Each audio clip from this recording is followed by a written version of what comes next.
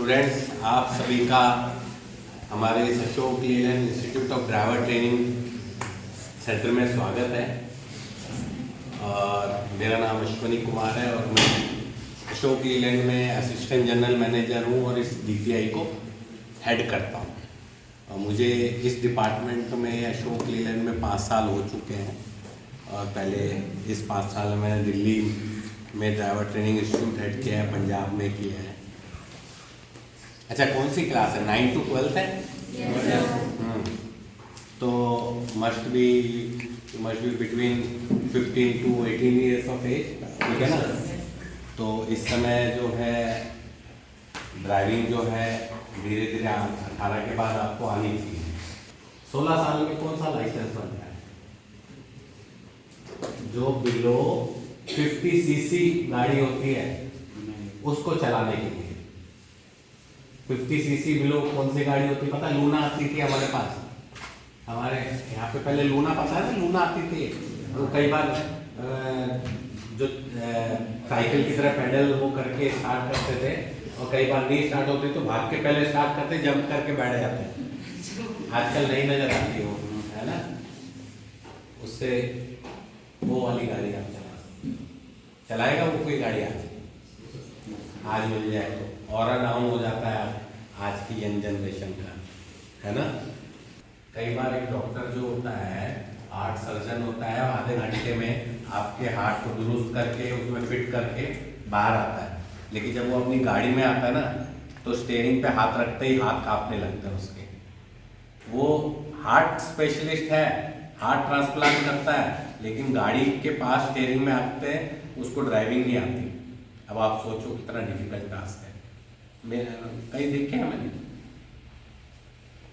तो आप इसको इतना आसान काम मत समझिए, ये बहुत डिफिकल्ट वाला काम है। अगर किसी ने इसको बदसूर सही मायने में ट्रैफिक की जानकारी, रोड सेफ्टी को ध्यान में रखते हुए समझ लिया तो आप जिंदगी भर नहीं भूलोगे। आपको पता है यहाँ तो ट्रैक है, यहाँ सीखना बड़ा आसान है और हम बेसिक ड्राइविंग ही सिखाते हैं। एक्चुअल जो आपकी परीक्षा होती है वो उस गेट के बाहर से होती है, क्योंकि वहाँ मक्कड़ जाल होता है गाड़ियों का। मक्कड़ जाल समझते हो ना? कैसा होता है वो मकड़ी का जाल है, कहीं से भी कुछ, तो यहाँ भी ऐसे ही होता है। मैं अशोक लीलैंड में हूँ, मुझे पता है सारी ऑटोमोबाइल कंपनियाँ कितनी गाड़ियाँ बेचती है महीने की। भाई रोड पे ऐसा तो नहीं कि बस ट्रक चलते हैं, रोड पे क्या क्या चलता है? बकरी भी चलती है, डॉगी भी चलता है, साइकिल भी चलती है, बुलेट कार्स भी चलती है, फिर आपके 2 व्हीलर चलते हैं, 3 व्हीलर चलते हैं, फिर आपके कारें चलती है, फिर लाइट कॉमर्शियल व्हीकल चलती है जीप, फिर मीडियम कॉमर्शियल व्हीकल चलती है, फिर आपकी हैवी कॉमर्शियल व्हीकल चलती है ना?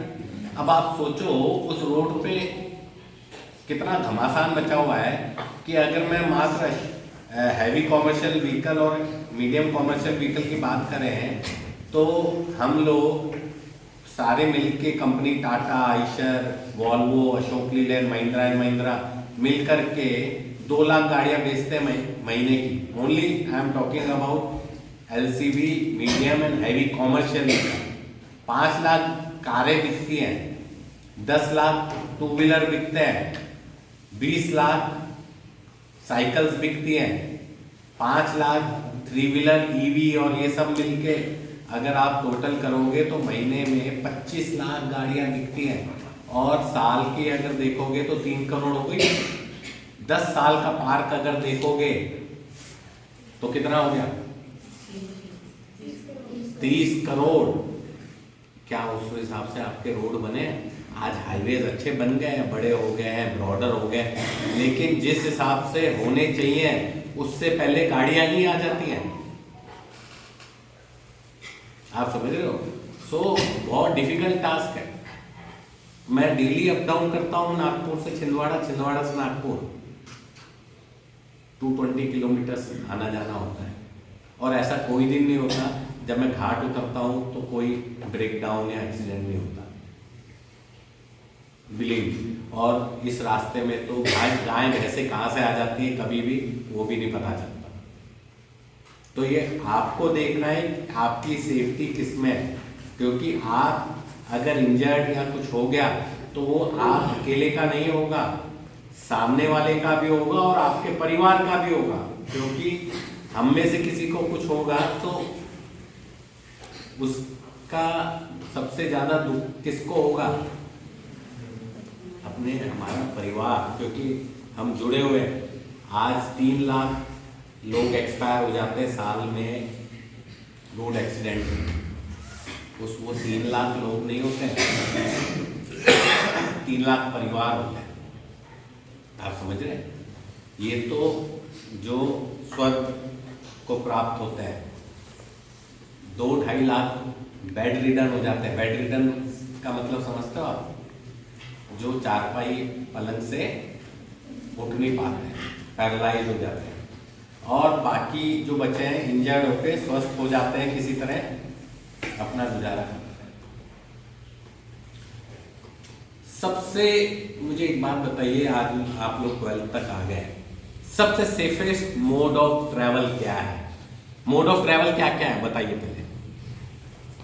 सर पूछ रहे हैं कि अगर आपको एक जगह से दूसरे जगह जाना है तो रोड के तरफ, रोड पे जा रहे हैं वो सुरक्षित है, या ट्रेन से जा रहे हैं सुरक्षित है, या पानी वाले शिप से जा रहे हैं वो सुरक्षित है, या प्लेन से जा रहे हैं हवाई जहाज से वो सुरक्षित है? किसमें सुरक्षित है? एक एक जना बताओ। क्यों? आपको पता है सबसे safest mode of travel is air.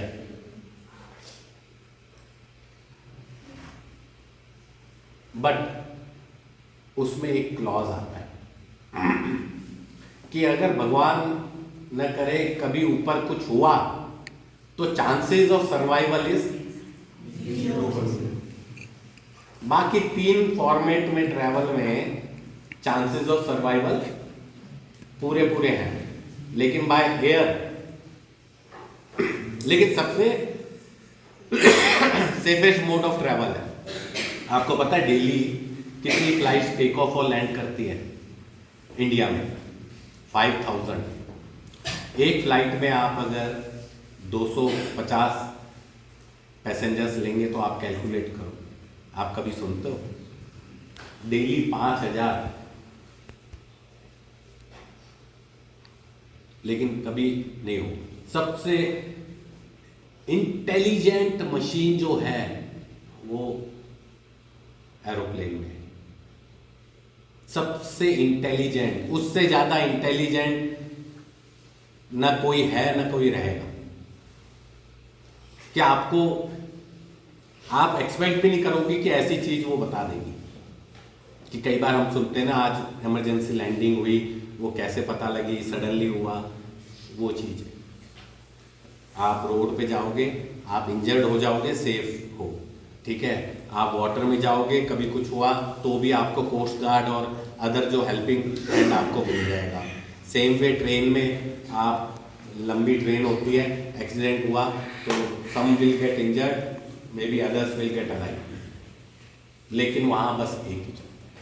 सो मेरा आपसे अनुरोध यही है, you know, apart from this academic, आपको बाकी चीज़ों में भी करंट उसमें ज़्यादा ध्यान देना चाहिए, क्योंकि आने वाले समय में आपको इससे ज़्यादा उसकी ज़रूरत पड़ेगी। बिकॉज आप कॉम्पिटिटिव एग्ज़ाम्स में बैठोगे, ये सब चीज़ें, तो हर चीज़ का अपना एक दायरा होता है। कई लोग है ना फर्स्ट आते हैं क्लास में, क्योंकि मैं बोर्डिंग में रहा हूँ नैनीताल में बचपन से, तो हम देखते थे, हम सोचते थे हम क्या करेंगे ज़िंदगी में, हैं, वो फर्स्ट आते थे, पढ़ाई करते रहते थे। तो कई बार हम अभी देखते हैं ना, तो हमें लगता है कि हम भी बैक बेंचर्स वाले सही थे, क्योंकि मैं भी 33% वाला ही हूँ, यू नो। तो एनीवे, सो सबसे बड़ी बात है आपको स्मार्ट बनना है, प्रेजेंटेबल बनना है, एंड कम्युनिकेशन स्किल इनहेंस करनी। ये 3 चीज़ें अगर आपने कर ली, कि आपने इंटरव्यूअर के पास जा रहे हो, आपने दरवाज़ा खोला, तो उसको आपके लहजे से देखते ही पता लग जाना चाहिए कि यस ये है, यू नो। वो स्मार्टनेस होनी चाहिए। किताबी स्मार्टनेस अपनी जगह है, उसका एक दायरा है, बट बाकी आपके अब आप ये समय आ रहा है जब आप अपने आप को ग्रूम करो, यू नो, सोसाइटी के लायक कि हाँ भाई 10 जने देखे कि you know with respect to your language and all, ये बहुत ज़्यादा जरूरी होता है। मैंने आज तक अपने बच्चों से नहीं पूछा कि क्या परसेंटेज आई है, कभी नहीं, कि 12th में क्या आई या 10th में क्या आई, मैंने देखा भी नहीं। उन्हें पता है कि मेरा 3 ही एजेंडे रहते हैं, स्मार्टनेस, प्रेजेंटेबल एंड स्किल, अपनी जो communication skill, that's all, and they are doing good. So आपको भी करना चाहिए। आपका आने वाला जनरेशन जो है, आप लोग बहुत आगे हो, यू नो। आजकल पता है ना AI आया है, क्या है, आर्टिफिशियल इंटेलिजेंस, ये एक सब्जेक्ट होके रहेगा। इसकी तरफ आपको और आने वाले समय में भी आप जब तक कॉलेज में पहुंचेंगे तो बहुत सारी चीज़ें आएंगी, और आपको हो सकता है कि एक सब्जेक्ट के तौर पे आप कैरियर के तौर पे इसको यूज़ कर सको और उसकी स्टडी कर सको। सो बहुत सारी चीज़ें हैं। And to start with, since आप लोग यहाँ पे आए हो, सबसे महत्वपूर्ण चीज़, आज आपने कुछ भी कर लिया, किसी लेवल पे भी पहुँच गए, लेकिन अगर आपको ड्राइविंग नहीं आई तो आपके लिए एक ब्लैक फैदर होता है। लेकिन अगर आपको ड्राइविंग आती है तो आपके CV में, करिकुलम विटे में एक फैदर ऐड हो जाएगा। फैदर समझते हो ना,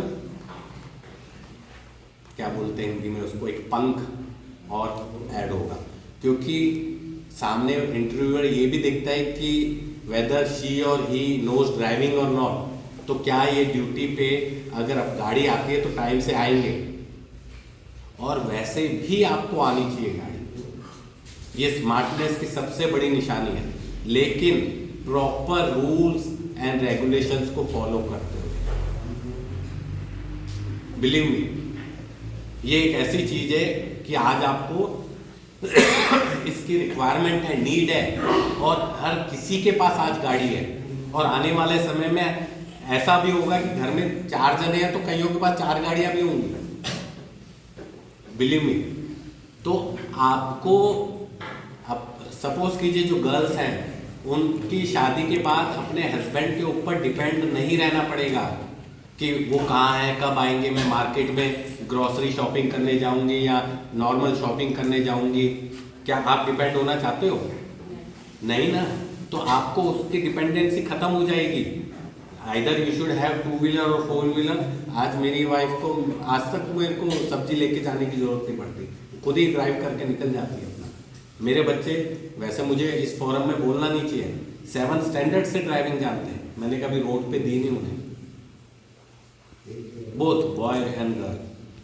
सो आपको रूल्स एंड रेगुलेशंस फॉलो करते हुए करना चाहिए, लेकिन ड्राइविंग जरूर आनी चाहिए, क्योंकि आपकी डिपेंडेंसी दूसरों के ऊपर भारी नहीं पड़नी चाहिए, और आप भी इंडिपेंडेंट हो जाते हो, यू नो, कि भाई ठीक है, मैं, कोई मेरे साथ नहीं है तो मैं अपने बच्चों को लेके जाके ग्रॉसरी शॉपिंग करके आती हूँ, या नॉर्मल शॉपिंग मार्केट निकल जाते हैं, यू नो, वो होनी चाहिए। तो सीखना चाहिए गाड़ी, इससे बढ़िया चीज़ नहीं है, यू नो। तो इस चीज़ के लिए आप आगे अग्रसर रहिए, और जब भी ऐसा कोई प्लान हो तो आप लेके आया कीजिए। आज तो बहुत कम समय आपको मिलेगा, जब लगे तो आप आके एक बार और विजिट कीजिए। आप थ्योरेटिकल सेशंस लिया कीजिए, प्रैक्टिकल सेशंस जो टेक्निकल वाले हैं वो लिया कीजिए।